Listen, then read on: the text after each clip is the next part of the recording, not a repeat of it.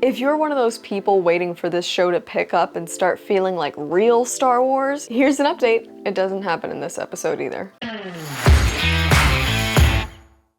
Hi y'all, Snarky J Cosplay here. Episode 5 of Andor is officially out, which means that we're now just one episode away from the halfway point of this 12-episode series. Interestingly enough, this show seems to be almost as divisive as Book of Boba Fett. Some people are praising it for the fact that it's slow and is completely different than any other Star Wars media, and other people seem like they're picking up their pitchforks and lighting their torches to go storm Disney+.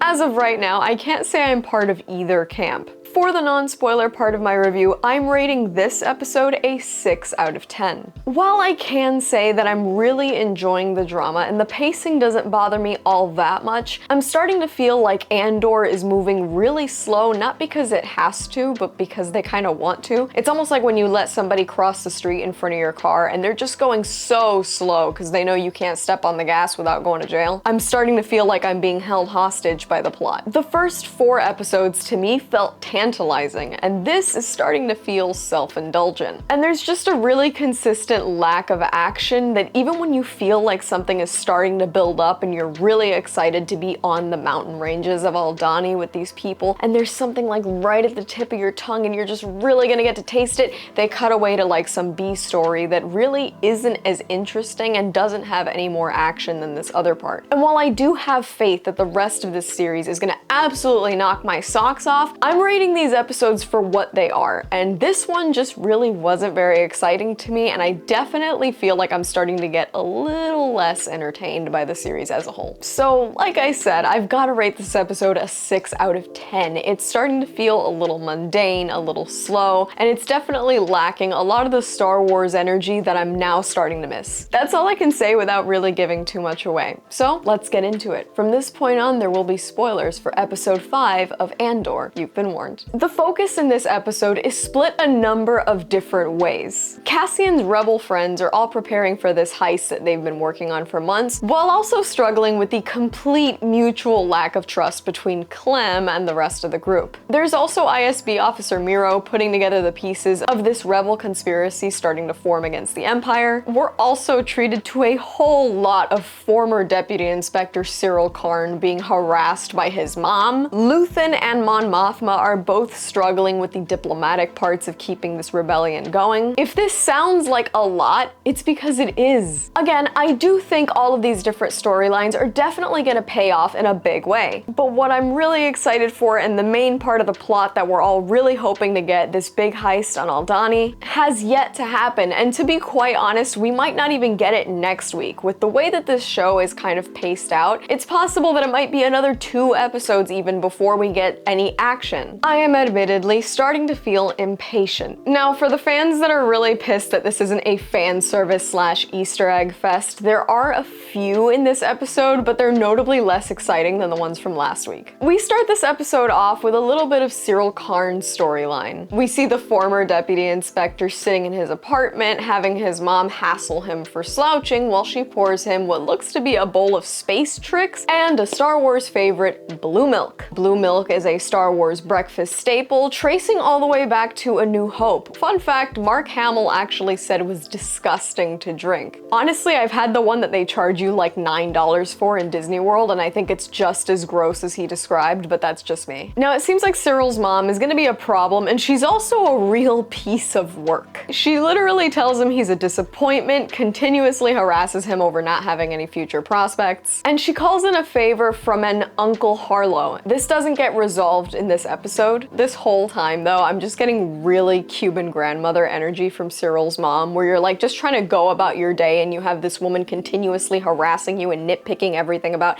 you know what, honestly, I think I'm projecting here, so let's just stop. I noticed 2 really important things with this storyline though. While Cyril Karn is eating his cereal, he pulls out what looks like a piece of space tricks and kind of just like looks at it, and it's perfectly round, and I started thinking maybe he's got a hand in what's gonna be the Death Star in the future. It would make sense. this is connected to Rogue One. I've never seen anybody pull out Cyril and just look at it like that in depth, so I have to think that this means something. The other thing is that we still see him staring at this hologram image of Cassian Andor, and I know it's not because he's so dreamy. It's gotta be because he probably blames Cassian for having lost his job, even though it really was just the consequences of his own actions. The real plot here, of course, is the one happening on Aldhani, or the one that we're being teased with that really has yet to formulate. The situation with Cassian / Clem and the rest of the group is really touch and go. There's not much trust on either side, but we do get some pretty interesting exchanges between Cassian and Skeen in this episode. Notably, Skeen has a tattoo on his chest with writing in an entirely different language. It's not Arabesh, which I've spent entirely too much time learning how to read. Cassian mentions it symbolizes crate head, which to me sounds like it could be some kind of gang. This is another one of the Easter eggs of this episode. Of course, crate head is a reference to the krayt dragon, which is a sand-dwelling creature found on Tatooine, and we got to watch Mando take on a krayt dragon in season 2 of The Mandalorian. He's also got some more ink on his arm that Cassian says means by the hand. I don't really know if this could be a reference to something in the extended universe like the Emperor's hand, but who knows? We get a little insight into the fact that Cassian and Skeen both have experience with compulsory Imperial service, which isn't an entirely new concept in Star Wars, but it is cool to hear about purely because it puts together more pieces of how terrible the Empire is. It's really easy to forget when everybody has really cool helmets, but we need to remember that these people are awful. I can't believe that I'm having to point this out. We learn about a new kind of milk in Star Wars. That's how little I kind of have to say about this show. We're talking about milk, guys. So this is called Dre Milk, and it's actually the only normal colored milk we've seen in Star Wars, and it's actually super gross. Gross to the point that Cassian actually takes his cup and throws it out into the dirt, which to me was kind of an a-hole move. Like, they obviously don't have a ton of this milk. Why are you just pouring it out on the floor? I was raised with very Hispanic shame and manners, so I would have never. The plan is churning along slowly between super tense conversations and a ton of really well-built models and dioramas. I don't really know how these guys are doing that good a job without any X-Acto knives or a craft store nearby. Somebody's got way too much time on their hands. Something to note here, I know a lot of people complained about some adult language in the first couple of episodes, and we're getting a little bit more of that here because Cassian says something about his ass being on the line. It's a relatively inoffensive word, but to me it's just kind of weird to hear anybody in Star Wars talk like anything other than a Boy Scout. This episode also gives us a little more background into Lieutenant Gorn, which is the rebel group's guy on the inside. Apparently, while stationed on Aldhani, he fell in love with a local woman there. This love not only cost him a promotion, but it's also implied that the Empire killed the woman he loved. So he's got a personal vendetta against them. It seems like in this rebellion, vengeance is a pretty common theme, because after a really tense exchange between Skeen and Cassian, where Cassian is forced to admit that he's being paid to be here, Skeen admits that his whole reason for hating the Empire is because they killed his brother. To be more specific, his brother had a pepper tree farm that was flooded by the Empire, and the guy was so devastated that he literally went and drowned himself. And that's why Skeen fights. I personally find this super interesting because vengeance is the one thing that honorable heroes are kind of supposed to go against, but I think in the name of a gritty rebellion like this, it makes perfect sense. I love that they're not trying to make a big shiny plastic figure of the rebels. This is good stuff. Nothing of note really happens with this rebel group at this point though. We end on them sending out the signal to Lieutenant Gorn at the base, and I'm hoping that this means that we get a little bit of that heist next episode, but like I said, it's entirely possible that they'll continue to drag it out. I think it's almost a guarantee though that this heist is not gonna go as planned, because we have ISB Officer Miro looking really in-depth at a lot of different events that seem to point out rebel activity. So despite the fact that her boss told her to leave it alone, she's still digging. It's very much giving me may I speak to the manager vibes, but honestly, I'm here for it. A bunch of the Easter eggs in this episode are all related to the rebel incidents ISB Officer Miro describes. One of the incidents she mentions happens on a planet called Hosnian Prime. It's the planet that served as the headquarters of the Galactic Senate in the sequel trilogy. I know, ew. And is destroyed by Starkiller Base in episode 7. The other incident takes place on Fondor, which is often mentioned in Battlefront 2. It's home to tons of Imperial shipyards and is probably a brilliant place for rebels to steal tech. The other incident she she mentions happens on Jakku. You know, the junkyard planet we meet Rey Skywalker on in episode 7. I know, I just pissed a lot of you guys off with that. It made me cringe. At this point in the Star Wars timeline though, this planet is basically irrelevant. For that reason, I think it's just an Easter egg to have it mentioned here. Listen, I'm sorry, I don't want to be that guy, but every time the sequel trilogy is mentioned, I lose a year off my life. I can't take much more of this. One thing that I found super weird about this entire exchange with ISB Officer Miro is that at one point before delving into some files, she opens a little bottle and pops a couple of pills. I really think that this is just the Star Wars version of watching somebody take aspirin before they delve into something annoying. It felt weirdly mundane to see. I understand that people in Star Wars are still people, but to me, I don't know, it just kind of took me out. And the last important aspects of the plot developed in this episode are those of Mon Mothma and Luthen. Now, most of Mon Mothma's storyline, at least in this episode, seems to just be some desperate housewives kind of familial drama. But it's more than that. Here's another Easter egg. We actually get to meet Mon Mothma's daughter, Lita. And this is one of the first times that Disney Star Wars actually acknowledges the now not canon extended universe. Lita was only mentioned a couple of times and I think made an appearance in one book. And while the Disney version is very different than what was described in the extended universe, it still felt good to finally see some of the extended universe acknowledged, especially because so much of it was so much better than anything Disney Star Wars could have come up with. I'm still really holding out hope for Mara Jade. Now, there's not really much more of note with Mon Mothma in this episode, besides the fact that her husband seems to be getting a little bit suspicious about some of her activities. On the other hand, when we see Luthen in this episode, he's a far step away from his battle-hardened rebel status, or even his borderline frivolous Coruscant persona, which actually reminds me a whole lot of this character from Always Sunny. Hello!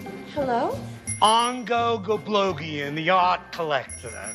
Charmed, I'm sure. Yes. But that's just me. When we catch up with him, he's nervously listening in for any radio transmissions from Aldhani. He admits to his colleague in the gallery that he's super worried that this is all gonna go astray, and he says that he's definitely made a mistake with the thief, Andor. He feels he's told him too much and that the Rebel Alliance is now at risk. A brilliant vote of confidence from a guy who is literally basically sending a group of people to their deaths. And that's everything noteworthy about this episode. While I've been okay with the lack of action, I'm just really feeling like this is starting to drag. Slowness for the purpose of slowness might work for Tarantino, but this ain't the Hateful Eight, it's Star Wars, and I'm starting to get a little bored. I'm really holding out hope that this series is gonna pick up in a big way and is gonna make all this slowness worth it in the end, but if we're rating each episode from week to week, this one gets a 6 out of 10, and I'm definitely starting to feel the delayed pace start to weigh on me a bit. Let's see if we finally get that heist next week. That's all from me. I've been Snarky J. Thank you so much for watching.